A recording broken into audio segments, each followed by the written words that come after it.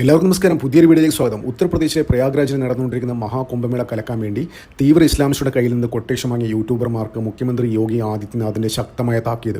അതായത് ഇവിടെ കിടന്ന് അഭ്യാസം കളിക്കുകയും കുംഭമേളയെ അപകീർത്തിപ്പെടുന്ന തരത്തിൽ വീഡിയോ ചെയ്യുകയോ ഹിന്ദുമതത്തെ അപമാനിക്കുന്ന തരത്തിലെ ക്വസ്റ്റ്യൻസ് ചോദിക്കുകയോ ചെയ്തു കഴിഞ്ഞാൽ വീട്ടിലോട്ട് ബുൾഡോസർ വരും എന്നൊരു ശക്തമായ വാണിംഗ് ആണ് മുഖ്യമന്ത്രി യോഗി ആദിത്യനാഥ് അത്തരക്കാർക്ക് നൽകിയിരിക്കുന്നത്. അപ്പോൾ ഇതിനാസ്പദമായ ഒരു സംഭവം ഞാൻ പറഞ്ഞുതരാം. കഴിഞ്ഞ ദിവസം ഒരു യൂട്യൂബർ ഒരു നാഗസന്യാസിയെ ഇൻ്റർവ്യൂ ചെയ്യുന്നു. അപ്പോൾ ഇൻ്റർവ്യൂയുടെ തുടക്കത്തിൽ തന്നെ അദ്ദേഹം നല്ല ക്വസ്റ്റ്യൻസ് ചോദിച്ചു. അതായത് കുംഭമേളയുടെ ആധ്യാത്മിക പ്രസക്തി, കുംഭമേളയെ സനാതനധർമ്മം എങ്ങനെ ബന്ധപ്പെട്ട് കിടക്കുന്നു, അത്തരത്തിലെ ക്വസ്റ്റ്യൻസ് ചോദിച്ചിട്ടായിരുന്നു ഇൻ്റർവ്യൂ തുടങ്ങിയത്. അപ്പോൾ ഈ നാഗസന്യാസി വളരെ ശാന്തമായി വളരെ സ്പഷ്ടതയോടുകൂടി അതിനൊക്കെ ഉത്തരം നൽകുന്നു. അപ്പോൾ ഇൻ്റർവ്യൂ പുരോഗമിക്കും തോറും ഇദ്ദേഹത്തിൻ്റെ ടോൺ മാറി പിന്നീട് ഹിന്ദുമതത്തെ അപകീർത്തിപ്പെടുന്ന തരത്തിലെ ക്വസ്റ്റ്യൻസും കുംഭമേളയെ ഇടിച്ചു താഴ്ന്ന, അതായത് കുംഭമേളയുടെ യശസ് ഇടിച്ചു താഴ്ന്ന തരത്തിലുള്ള ക്വസ്റ്റ്യൻസും ആയി. അപ്പോൾ ഈ നാഗസന്യാസി ഇദ്ദേഹത്തെ അടിക്കുന്ന ഒരു വീഡിയോ ഭയങ്കര വൈറലാണ്.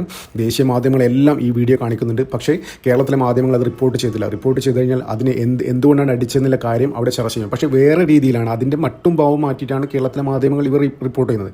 കേരളത്തിലെ മാധ്യമങ്ങൾ റിപ്പോർട്ട് ചെയ്യുന്നത് എന്താണെന്ന് അറിയാം, അതായത് സന്യാസി യൂട്യൂബർ അടിച്ചു എന്നുള്ള തരത്തിലാണ് വാർത്തകൾ. പക്ഷേ അതിനാസ്പദമായ അദ്ദേഹം എന്ത് ക്വസ്റ്റ്യൻസാണ് ചോദിച്ചതെന്നുള്ള കാര്യങ്ങളൊന്നും ഇവിടെ ചർച്ച ചെയ്യുന്നില്ല. പക്ഷേ നോർത്തിലെ എല്ലാ മാധ്യമങ്ങളും, എന്തിന് BJPയും നരേന്ദ്രമോദിയും യോഗി ആദിത്യനാഥിനെ പോലും ശക്തമായി എതിർക്കുന്ന പല മാധ്യമങ്ങളും എന്തുകൊണ്ടാണ് ആ നാഗസന്യാസി ആ യൂട്യൂബർ അടിക്കുന്ന കാര്യങ്ങൾ ചർച്ച ചെയ്യുന്നത്. അവർ പോലും സത്യങ്ങൾ വിളിച്ചു പറയുന്നു.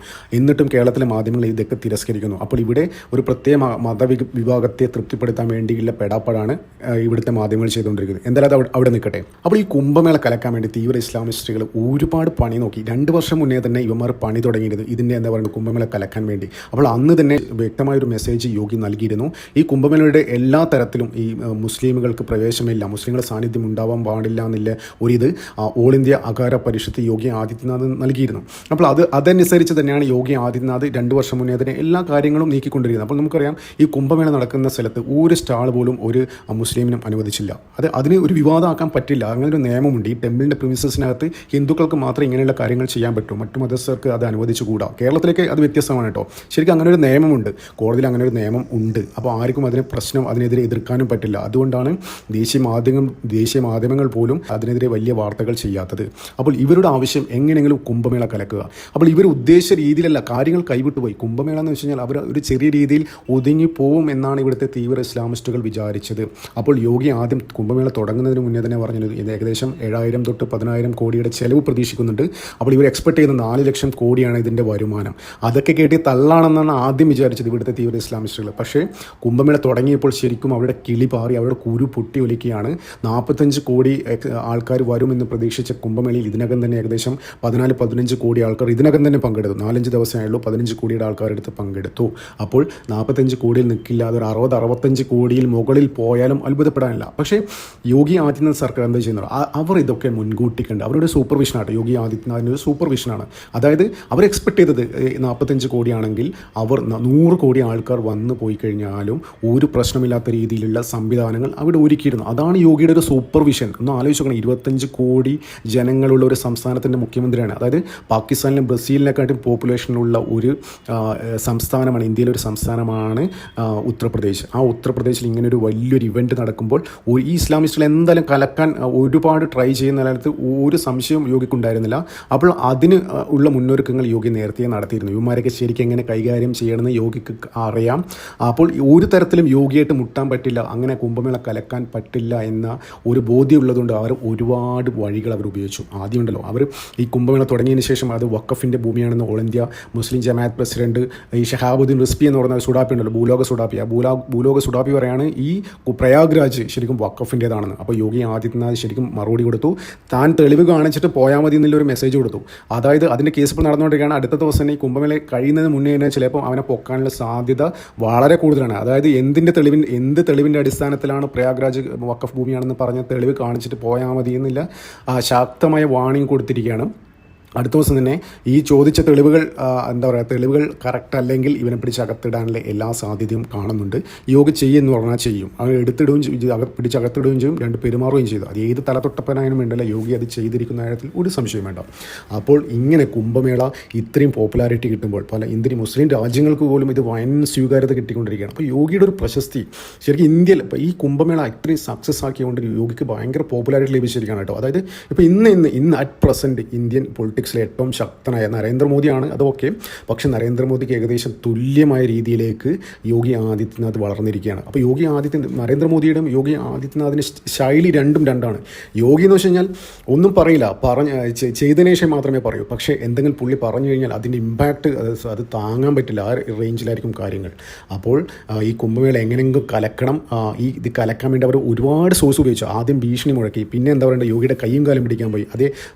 ഇതേ റിസ്വി സുഡാപ്പി തന്നെ പറഞ്ഞു, അതായത് ഇത് വഖഫ് ഭൂമിയിലാണ് നടക്കുന്നത്, അപ്പം ഞങ്ങൾ വലിയൊരു മഹാമനസ്കത മുസ്ലിങ്ങൾ നിങ്ങളോട് കാണിച്ചു, അതായത് ഇത്രയും ഭൂമി കുംഭമേള നടത്താൻ ഞങ്ങൾ വിട്ടു തന്നിരിക്കുന്നു, അപ്പോൾ അവിടെ സ്റ്റാളുകൾ അനുവദിക്കണം എന്ന് പറഞ്ഞ് യോഗി ആദിത്യനാഥിൻ്റെ അടുത്ത് ചെറിയൊരു ഭീഷണിയും ചെറിയൊരു റിക്വസ്റ്റും, ആ രീതിയിലായി കാര്യങ്ങൾ. ആദ്യം ഭീഷണി മുടക്കി, പിന്നെ അത് റിക്വസ്റ്റ് എന്ന രീതിയിൽ കാര്യങ്ങൾ നീക്കി. പക്ഷേ ഇതിനൊന്നും ഇന്ദ്രനും ചന്ദ്രനും വഴങ്ങിയില്ല യോഗി എന്ന് മനസ്സിലാക്കി.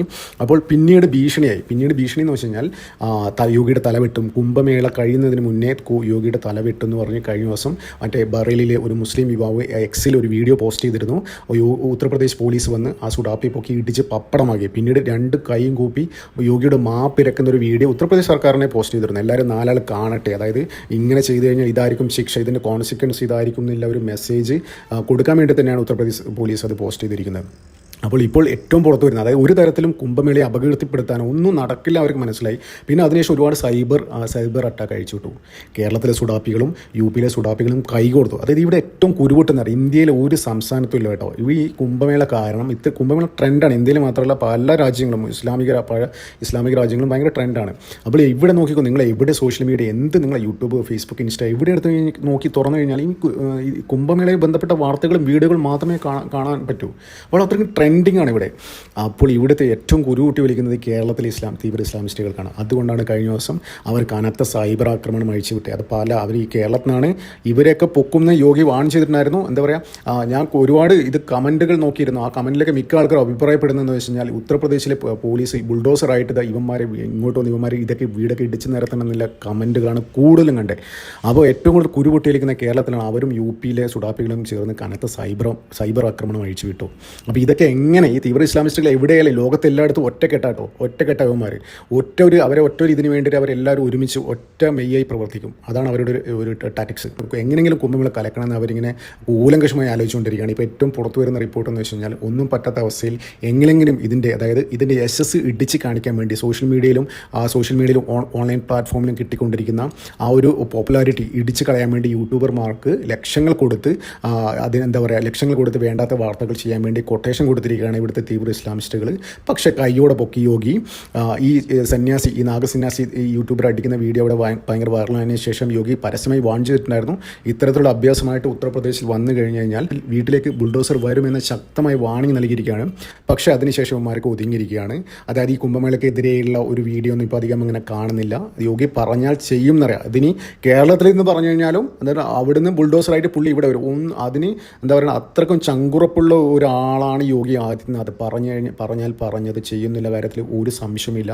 അപ്പോൾ ഇത്തരത്തിൽ അപമാനിക്കുന്ന ആൾക്കാരെ ഇങ്ങനെ തന്നെ കൈകാര്യം ചെയ്യണം. അപ്പോൾ യോഗിയുടെ ലൈൻ തന്നെയാണ് ശരി. ഇത്തരത്തിലെ ആൾക്കാരെ ബുൾഡോസർ വെച്ച് ഇടിച്ച് നിരത്തണം. അത് തന്നെയാണ് എൻ്റെ അഭിപ്രായം. അതായത് ഇങ്ങനൊരു ഇതുണ്ടാവാൻ പാടില്ല. ഈ പുറത്തെ ഇസ്ലാമിക രാഷ്ട്രത്തിലേക്ക് അതിശക്തമായ നടപടിയില്ലേ, അതുമാതിരിയൊക്കെ സംഭവങ്ങൾ ഇവിടെയും വരണം. എന്തായാലും കുംഭമേള കലക്കാൻ നടക്കുന്ന യുവന്മാർക്ക് ശക്തമായ മറുപടി യോഗി നൽകും. ഇപ്പോൾ ഓൾറെഡി നൽകിക്കൊണ്ടിരിക്കുകയാണ്. ഇനി കേരളത്തിലെ യുവന്മാർ കഴിഞ്ഞ ദിവസം സൈബർ അറ്റാക്ക് നടത്തിയ അവന്മാരെയൊക്കെ പൊക്കുന്നില്ല കാര്യത്തിൽ ഒരു സംശയം വേണ്ട. എന്തിനാലും കാത്തിരിക്കാം. നന്ദി, നമസ്കാരം. മറ്റൊരു വീഡിയോ കാണാം.